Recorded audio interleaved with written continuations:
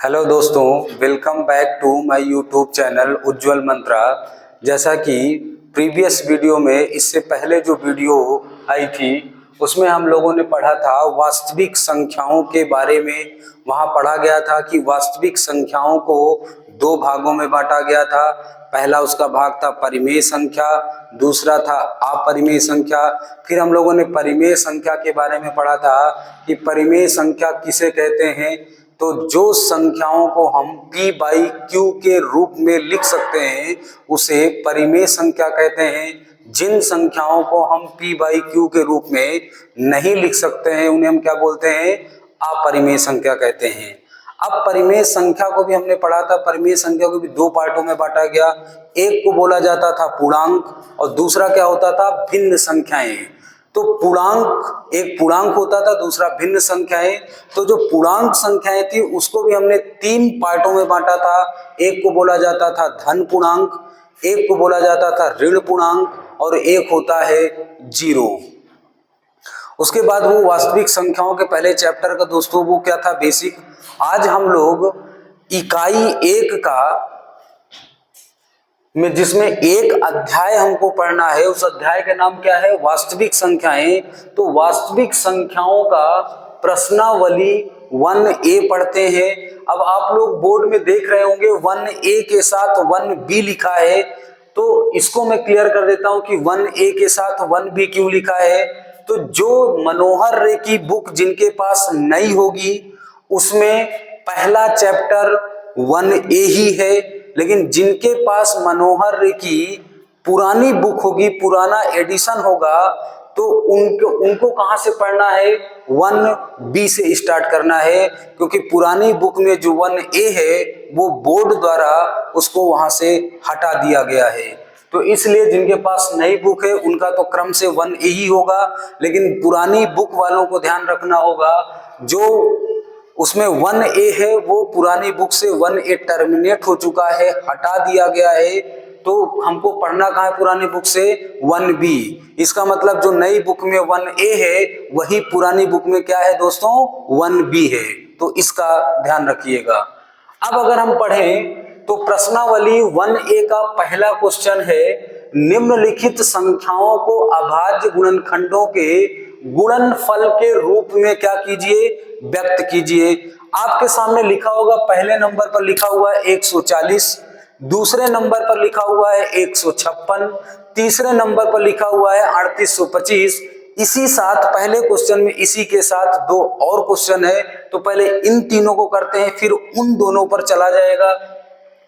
तो पहला नंबर लिखा हुआ है 140, कर रखा है इस 140 को मुझे उनके अभाज्य गुणनखंडों के गुणनफल के रूप में व्यक्त कीजिए। अब यहां पर आया अभाज्य। अभाज्य संख्या किसे कहते हैं हम सबको पता होगा। अभाज्य संख्या नहीं पता तो मैं बता रहा हूं क्या होता है अभाज्य संख्या।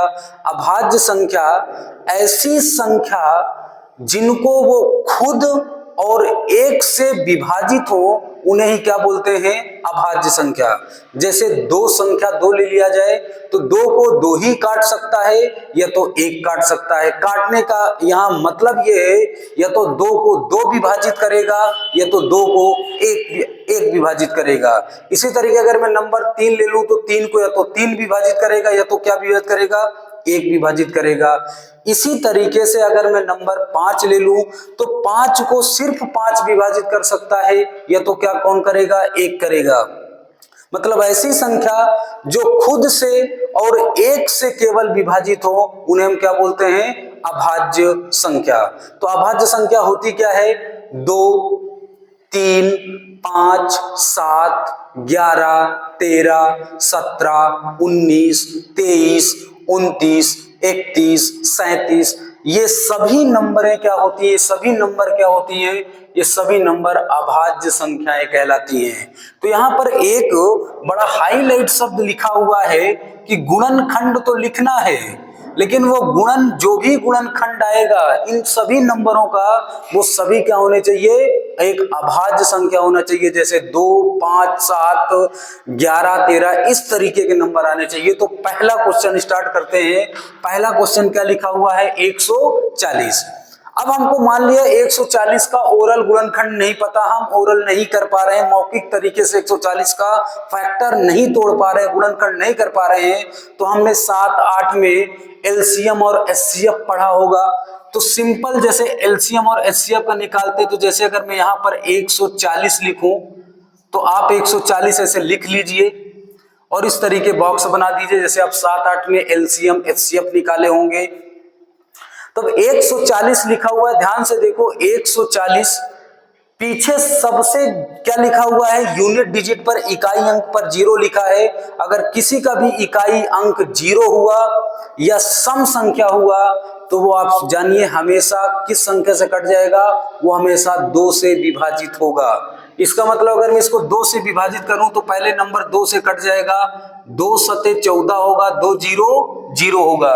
इसका मतलब 170 को 2 से विभाजित किया गया तो 140 को विभाजित किया गया तो कितना आया भैया जी, 70 आया। इसके बाद फिर देखो लास्ट में 0 आया तो फिर ये 2 से विभाजित हो जाएगा। 2 से 7 को विभाजित करेंगे तो 2 तिहाई कितना आएगा, 6, एक बचा कितना हो गया, 5, 2 पंचे 10। फिर 70 को 2 से विभाजित किया तो कितना आया, 35 आया। अब मुझे पता है जिस संख्या के लास्ट वाला अंक या यूनिट डिजिट या इकाई अंक अगर 5 हुआ तो हमेशा किससे विभाजित होगा बच्चों, 5 से। तो अब इसको 5 से आप विभाजित कर दीजिए तो 5 से कितना होगा, 5 सते 35, फिर 7 से काटेंगे तो 7 एकम 7 होगा। इसका मतलब लास्ट में 1 बचा, इसका मतलब इसका पूरा गुणनखंड संपन्न हुआ। अब 140 में कौन कौन सी अभाज्य संख्याएं आई, तो मैं यहाँ 140 लिख लूंगा। अब 140 का क्या क्या खंड आया, क्या क्या गुणनखंड आया, तो भैया जी पहले नंबर पर 2 लिखा हुआ है, बीच में गुणे का साइन लगा दूंगा। फिर दूसरे नंबर पर 2 आया था, फिर 2 लिख दूंगा। फिर 5 आया था, फिर लिख दूंगा। फिर लास्ट में क्या आया था, 7। इसका मतलब 140 का जब हमने गुणनखंड किया तो 140 के गुणनखंड में क्या क्या आया, 2 बार 2 आया, 1 बार 5 आया, 1 बार क्या आया, 7। तो हमारा 140 को हमने गुणनखंड के गुणनफल के रूप में व्यक्त कर दिया। अब अगर गुणनखंडों के गुणनफल के रूप में व्यक्त कर दिया तो अगर मैं ध्यान से देखूं कि सभी गुणनखंड देखो तो ध्यान से देखो जितनी संख्याएं यहां लिखी हुई है सभी संख्याएं अभाज्य संख्या है। 2 भी अपने आप में अभाज्य संख्या है, 5 भी अपने आप में अभाज्य संख्या है, 7 भी अपने आप में क्या भैया जी, अभाज्य संख्या है। तो पहले नंबर पर 140 का फैक्टर किया गया तो 2 गुणे 5 गुणे क्या आया बच्चों, 7 आया। अब इसी तरीके दूसरे का अगर ट्राई करें तो दूसरे नंबर पर क्या लिखा हुआ है, 156 लिखा है। अब 156 का अगर मुझे मौखिक तरीके से फैक्टर नहीं पता है तो मैं सिंपल तरीके से यहां निकाल लूंगा, 2 से लिखूंगा तो 2 सते कितना हो जाएगा, 14। अब ध्यान से देखो मैंने 2 से क्यों काटा, क्योंकि लास्ट वाला या इकाई अंक क्या है, 6, जो कि ये क्या है, सम संख्या है। अगर लास्ट वाला अंक सम संख्या है तो वो आसानी से 2 से विभाजित हो जाएगा। अब 2 सते 14, 1 बचा 16 हो गया, 2 अठे 16। फिर देखो अगर नहीं पता चल रहा किससे डिवाइड होगा तो लास्ट वाला अंक देखो, फिर 8 बचा, फिर सम संख्या है, फिर बच्चों किससे विभाजित हो जाएगा, 2 से। 2 तिहाई 6 और क्या हो जाएगा, 2 9 18। अब ध्यान से देखो ये 3 से विभाजित हो जाएगा तो 3 एकम 3, 3 त्रिका 9। इसका मतलब ये किससे विभाजित हो जाएगा, अब 13 से, 13 एकम 13। तो 156 का जब हमने गुणनखंड निकाला तो 2 आया, कितनी बार आया, 2 बार आया। फिर एक 3 आया, फिर एक क्या आया, 13 आया। अगर इन सभी संख्याओं को आप लोग देखेंगे तो ध्यान से देखो तो सभी संख्याएं क्या है, सभी संख्याएं अभाज्य संख्याएं हैं। इसी तरीके जैसे पहले वाले का किया गया था तो ध्यान से देखो जब 156 का मैं गुणनखंड लिखूंगा, 156 का मैं गुणनखंड लिखूंगा तो 156 के गुणनखंड में क्या क्या आया, 2 आया, फिर 2 आया, फिर 3 आया, फिर लास्ट में क्या आया, 13 आ गया। तो 156 का जब हमने गुणनखंड किया तो क्या क्या आया, कौन कौन सी अभाज्य संख्याएं आई, 2 2 बार आया, 3 1 बार आया और 13 1 बार आया। तो इस तरीके 156 को हम अभाज्य गुणनखंडों के रूप में व्यक्त कर दिया। क्या आया, 2 गुणे 2 गुणे 3 गुणे 13। अब इसी तरीके बच्चों अगले नंबर पर हम लोग बढ़ते हैं। अगला नंबर आप लोग देख रहे होंगे क्या लिखा हुआ है, अगला नंबर लिखा हुआ है 3825। तो मैं बहुत अच्छे आसानी से तरीके से सिखाऊंगा कि जो भी बड़ा नंबर होगा उसको हमको किस तरीके से आसानी तरीके से विभाजित करना होगा। तो जैसे मैं तीसरा नंबर है, अब अगर इसको मैं हटा दूं और अगर मैं तीसरा नंबर का फैक्टर करना चाहूं कि तीसरे नंबर में कौन कौन सा अभाज्य गुणनखंड आएगा, तो मैं सिंपली तरीके से 38 और 25 यहां लिख लूंगा। अब मुझे पता है, हमको नहीं पता कि 38 25 किससे विभाजित होगा।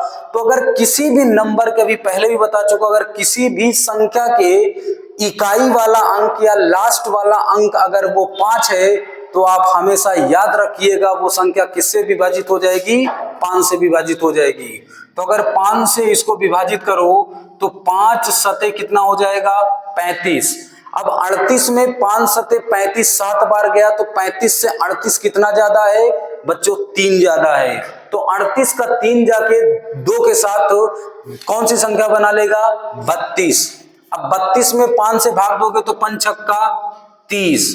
अब 5 छक्का 30 गया, 6 बार गया तो 30 तक गया, 32 नंबर था तो 32 और 30 के बीच अंतर कितने का है, 2 का। इसका मतलब मेरा शेषफल 2 बचा, वो 2 जाके 5 के साथ क्या बना लेगा, 25। तो क्या हो जाएगा, 5 5 25। फिर देखो लास्ट वाला अंक अगर 5 आ गया तो फिर मैं किससे विभाजित कर दूंगा, 5 से। तो 5 से भाग करूंगा 7 में तो 1 बार जाएगा, 5 एकम 5। अब 5 से 7 कितना ज्यादा है, 2 ज्यादा है। तो ये कितना हो जाएगा, 26।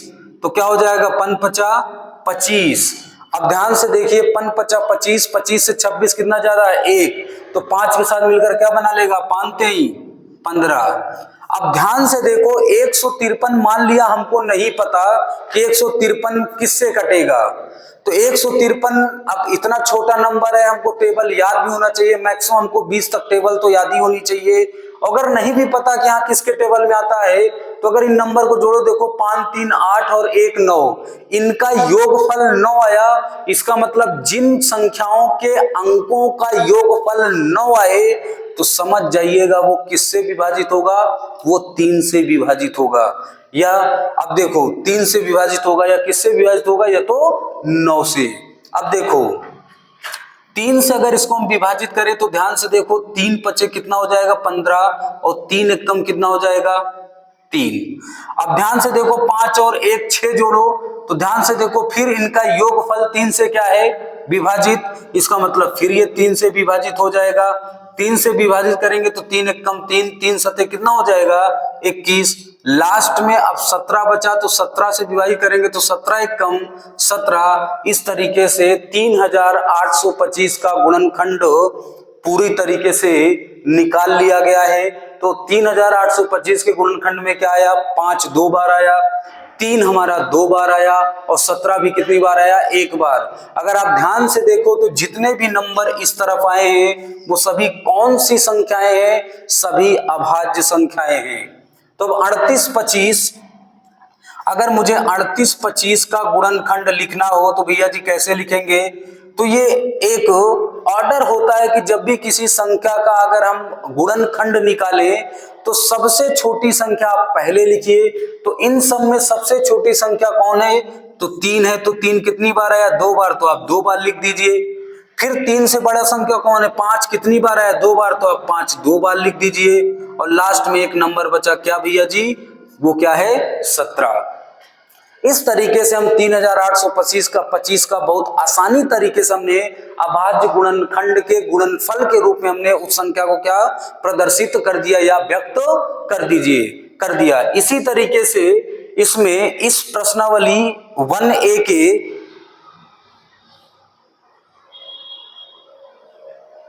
प्रश्नावली 1A में 2 क्वेश्चन और है। एक है 5005, जैसा कि 3 सवाल हम पढ़ चुके हैं, उसमें से 2 क्वेश्चन इसमें अभी और है। एक चौथा क्वेश्चन है, वो चौथा क्वेश्चन है 5005, और एक लास्ट 5वां क्वेश्चन है। क्वेश्चन नंबर 1 में एक 5वां क्वेश्चन है, वो है 7429।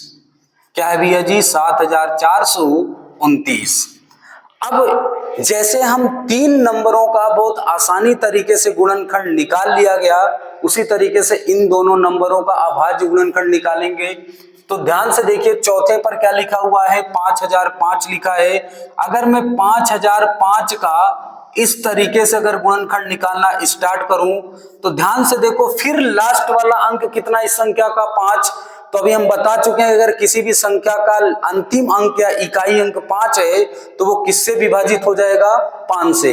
तो 5 से इसको विभाजित करते हैं तो 5 एकम कितना हो जाएगा? 5 500 500 5 एकम 5 हो जाएगा। अब यहां 5 से जब 5005 को विभाजित किया गया तो कितना आया? 1001 आया। अब 1001 आया। अब हमको नहीं पता चल रहा होगा कि 1001 किससे विभाजित होगा। तो 1001 किससे विभाजित होगा? लास्ट में कोई सम संख्या नहीं है, इसका मतलब वो 2 से बिल्कुल विभाजित नहीं होगा। इसका मतलब 2 से आने वाली, 2 से कटने वाली सभी संख्याएं जैसे 4, 8, 12, इन सभी संख्याओं से विभाजित होने वाला नहीं है। तो मैं ट्राई करता हूं 3 से। अगर मैं 3 से ट्राई करूं तो 3 त्रिका 9, 1 बचेगा, 3 त्रिका 9, फिर 1 बचेगा तो 11। इसका मतलब ये 3 से भी विभाजित होने वाली संख्या नहीं है। तो सम संख्या से विभाजित होगी नहीं। लास्ट में अब कोई अंक 5 नहीं, तो ये मतलब ये 5 से भी विभाजित नहीं होगी। तो बची संख्या क्या? 7 से ट्राई कर लेते हैं। तो जैसे अगर हम 7 से ट्राई करें तो ध्यान से देखो, 7 एकम कितना हो जाएगा? 7। तो 10 में एक बार गया तो 3 बचा, इसका मतलब 30 हो गया। फिर 7 से 30 में भाग करोगे तो 7 चौक कितना जाएगा? 28। 30 में 28 तक गया तो 2 बचा, 2 1 मिलके कितना हो गया? 3 बार, तो 7 त्रिक 21 हो गया। इसका मतलब 7 से हमने विभाजित किया तो कितनी बार गया? 7 से विभाजित किया तो 5 आया, 7 आया। अब इसी तरीके 143 लिखा हुआ है। अगर 143 लिखा है तो 143 किससे विभाजित होगा? तो 7 से अगर काटेंगे तो 7 दूनी 14, फिर 3 आ जाएगा, मतलब 7 से विभाजित होने वाला नहीं है। अब लास्ट 7 से विभाजित होने वाला नहीं है तो आगे कोई संख्या सोचते हैं। तो अगर तुम ध्यान से देखो तो 143 11 से विभाज्य हो जाएगी। अब 11 से विभाज्य करेंगे तो 11 से कितनी बार जाएगा? एक बार। 11 से 14 में टेबल पढ़ेंगे तो कितनी बार जाएगा? एक बार। कितना बचेगा? 3। 3 के साथ कौन सी संख्या बना लेगा? 33। तो 11 ही 33 हो जाएगा। अब ध्यान से देखो, 13 भी एक अपने आप में अभाज्य संख्या, तो 13 से क्या कटेगा? 13 को ही विभाजित कर पाएगा। इसका मतलब हमने 5005 का बहुत आसानी तरीके से फैक्टर निकाल लिया। तो 5005 में कौन से अभाज्य गुणनखंड आया? एक संख्या 5 आई, सबसे छोटी थी। उससे बड़ी संख्या फिर 7 आई, फिर उससे बड़ी संख्या 11 आई, और फिर क्या आया? लास्ट में 13 आया। इसका मतलब 5005 का गुणनखंड क्या आया? 5 आया, 7 आया, 11 आया, 13 आया, और चारों संख्याएं ध्यान से देखो तो क्या है? ये एक अभाज्य संख्या है। इसी तरीके 5005 का गुणनखंड हमने संपन्न किया। उसके बाद आगे चलते हैं तो 7429 अगला वाला है। तो 7429 है, तो 7429 ये थोड़ा सा कॉम्प्लेक्स नंबर हो गया है। अगर इसका मैं फैक्टर निकालना स्टार्ट करूं तो ध्यान से देखो, 7429 लिखा हुआ है। अब अगर हम 7429 को देखें तो सबसे पहले किस नंबर से ये कटेगा? ध्यान से देखो, लास्ट में 9 है। अगर मैं 2 से, लास्ट में कोई सम संख्या नहीं है, इसका मतलब ये 2 से विभाजित होने वाले किसी संख्याओं से विभाज्य नहीं होगा। अब अगर मैं 3 से ट्राई करूं तो 3 से देखो ट्राई करूंगा तो 3 दुनिया 6 आएगा, 14 हो जाएगा, 3 चौक 12 हो जाएगा, 2 बचेगा 22, 3 7 21, फिर 19 बच जाएगा। मतलब ये 3 से भी विभाजित होने वाला नहीं है। अगर हम 7 से विभाजित करें तो देखो 7 एकम 7, 7 छंग 42, फिर 9 बच जाएगा। 7 से 9 कभी विभाजित नहीं होगा। इसका मतलब ना तो किसी 2 वाली संख्याओं से विभाजित है, ना तो किसी 7 से विभाजित है, ना तो ये 3 से विभाजित है। अब चेक कर लेते हैं, क्या पता 11 से विभाजित हो सकता है। अगर 11 से 74 में टेबल पढ़े तो 11 छक्का कितना होगा, 66 होगा, 66 4 70 होगा, 74 8 82 हो जाएगा, फिर 11 सते कितना होगा, 77 होगा। अब 82 77 82 5 59, मतलब ये 11 से विभाजित तो नहीं है। इसका मतलब ये फिक्स हो गया है किसी न किसी अभाज्य संख्या से विभाजित होगा। तो अभाज्य संख्या से विभाजित होने का मतलब है, अगर मैं इसको 17 से काटना स्टार्ट करूं तो ध्यान से देखो, ये 74 है तो 17 का टेबल कितनी बार जाएगा, 17 चौको 68, कितनी बार गए बच्चों, 17 चौको 68, मतलब 74 में 17 का टेबल पढ़ेंगे तो कितनी बार जाएगा, 4 बार। तो 17 चौको 68, 68 से 74 कितनी ज्यादा है, तो 68 में 2 जोड़ो तो 70 हो जाएगा, 70 के आगे 4 जोड़ो तो 74 हो जाएगा। इसका मतलब 68 से 74 कितना ज्यादा है, 6 ज्यादा है। 6 2 मिलकर क्या बना लेंगे, कौन से नंबर, 62 हो जाएगा। 17 का टेबल फिर से पढ़ेंगे तो 17 तिया 51, मतलब 62 में कितनी बार टेबल चला जाएगा, 3 बार। तो 17 तिया क्या हो जाएगा, 51। अब 51 से 62 कितना ज्यादा है, अगर 51 से 9 आगे जाएंगे तो 60 हो जाएगा, फिर 62 है, मतलब 60 से 2 और आगे है तो 9 2 कितना, 11, 11 और 9 नंबर मिल जाएगा तो ओवरऑल क्या बन जाएगा, 119। और हमको पता है 119 17 के टेबल में आता है, और 17 का टेबल कितनी बार पढ़ेंगे तो 119 आएगा, 7 बार। तो 17 सत्ते 119 होगा। अब ध्यान से देखो यहाँ 437 है, 17 का टेबल जब 7429 में पढ़ा गया तो कितना आया, 437 आया। अब 437 को कितने से काटा जाए कि बहुत आसानी तरीके से कट जाए, तो जाहिर सी बात है 17 के पहले किसी नंबर से तो कट नहीं रहा था ये, तो 17 के आगे एक और अभाज्य संख्या 19 आता है, 19 से ट्राई कर लेते हैं, क्या पता 19 से कट जाए। तो अगर मैं 19 से अगर इसको डिवाइड करूं तो 19 दुनिया क्या होता है, 38। 38 से 43 कितना ज्यादा है बच्चों, 5 ज्यादा है। 5 7 के साथ मिलकर कौन सा नंबर बना लेगा, 57। तो 19 तिरिक 57, इसका मतलब 437 19 से विभाजित था। अब 23 एक अभाज्य संख्या है तो 23 से 23 ही कटेगा, तो 23 से कम 23। इसका मतलब जितने भी 5 सवालों में से 4 सवाल तो थोड़ा आसान थे, लेकिन ये थोड़ा सा नंबर कॉम्प्लेक्स टाइप था, थोड़ा सा सोचने पर मजबूर कर रहा था, क्योंकि ये कोई भी आसपास काउंटिंग से 2 3 4 5 6 7 8 10 11 12 इन नंबरों से विभाजित हो ही नहीं रहा था, काफी आगे चला गया। और किससे विभाजित हो रहा था, डायरेक्ट 17 से स्टार्ट हुआ, मतलब ये 17 से विभाजित हो रहा था।